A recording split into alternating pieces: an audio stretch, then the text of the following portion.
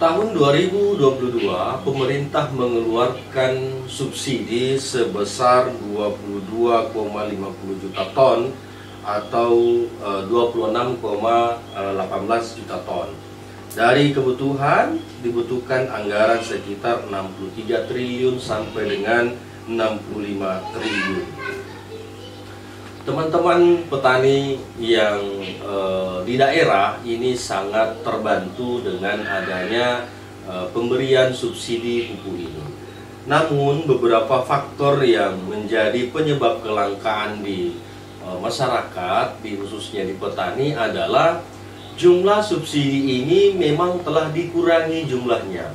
Nah, sekarang ini hanya bisa mencapai kurang lebih 37-42% dari total yang dibutuhkan oleh petani kita di Indonesia. Nah, mengapa pemerintah mengurangi subsidi pupuk itu? Alasan yang pertama adalah karena keterbatasan anggaran.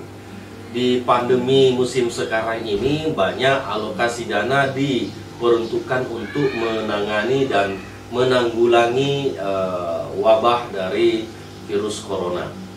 Yang kedua adalah efek dari dikeluarkannya subsidi ini tidak berbanding lurus dengan produktivitas pertanian yang dihasilkan oleh petani kita di Indonesia. Sehingga yang tadinya misalnya contoh satu petani mendapatkan 100 kilo, sekarang ini hanya mendapatkan sekitaran kurang lebih 50-60% dari kebutuhan seperti biasanya.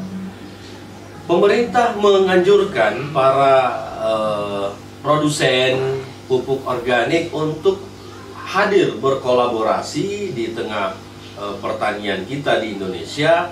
Untuk apa? Untuk memenuhi kebutuhan petani kita dari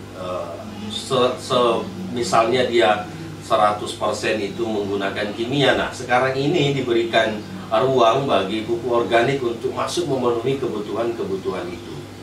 Lah, tetapi pada prinsipnya petani kita di Indonesia itu 90% masih belum terbiasa dengan model pertanian atau model pemupukan seperti dengan menggunakan organik. Nah, kenapa seperti itu? Karena beberapa puluh tahun ini sudah terdoktrin, sudah melekat di kepala mereka bahwa jika ingin memupuk maka yang digunakan adalah pupuk kimia.